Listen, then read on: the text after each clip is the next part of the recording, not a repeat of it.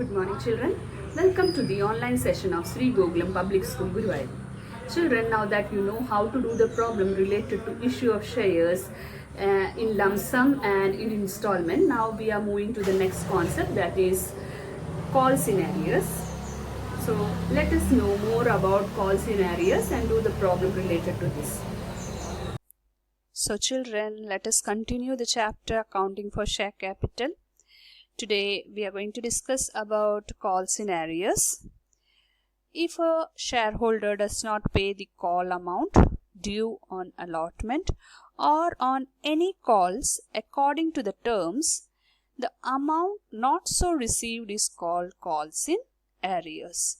So if a shareholder he is not making the payment on allotment or any calls, the amount which is not received to the company will be termed as call scenario.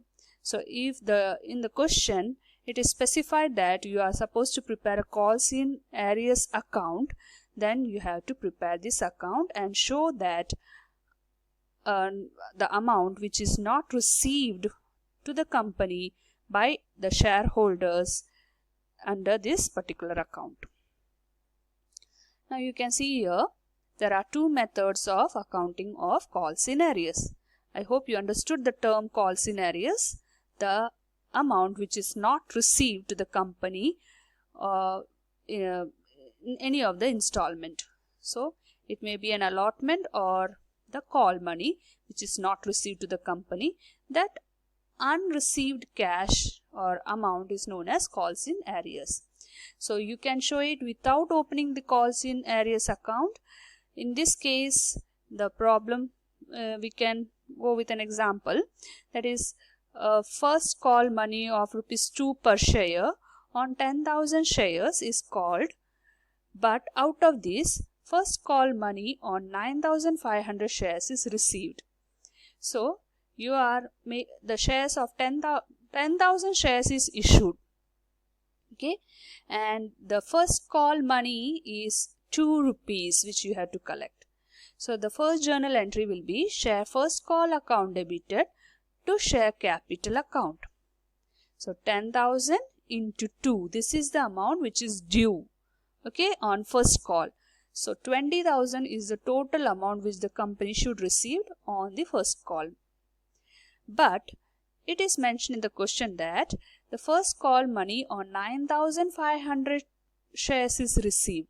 So you are receiving in your bank account of the company 9,500 into 2.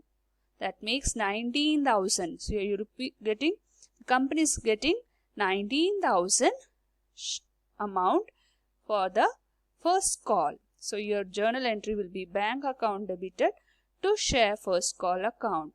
You are supposed to receive 20,000, but you are receiving 19,000. So 1,000 is your call scenario.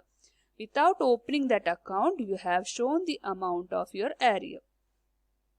So if you are preparing an account for share first call account, that is ledger, so this is the way you have to prepare that account. In your first journal entry, you can see the share first call account is debited. So on the share first call account debit side, you have to write to share capital account 20,000 you have to post over here.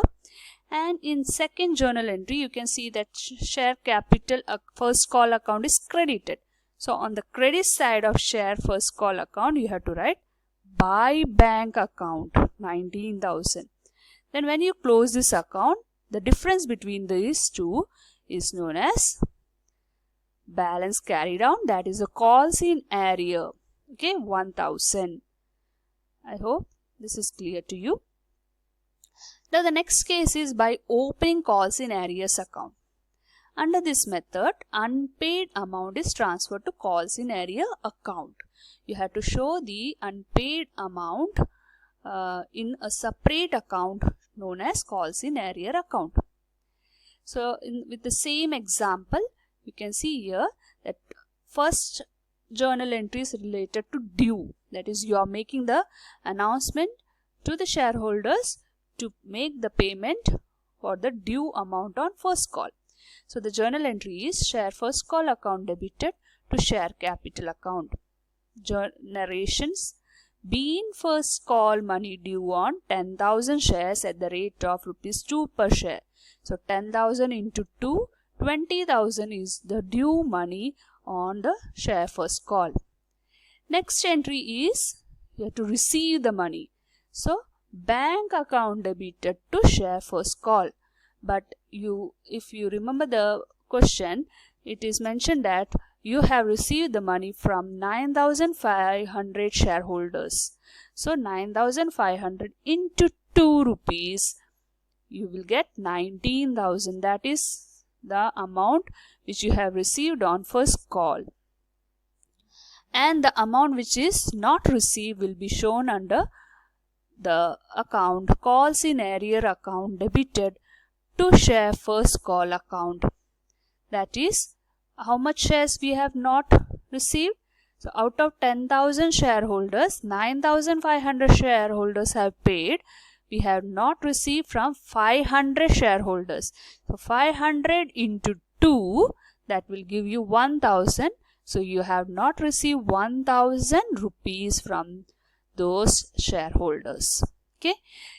A different way of showing the same entry is, the first entry will be the same, but this two entry you can show it in a combined way. Instead of going with a two separate entry, you can show it in a combined entry form. That is, bank account debited 19,000, calls in arrears account debited 1,000, to share first call account 20,000. So this is how you have to show the combined entry.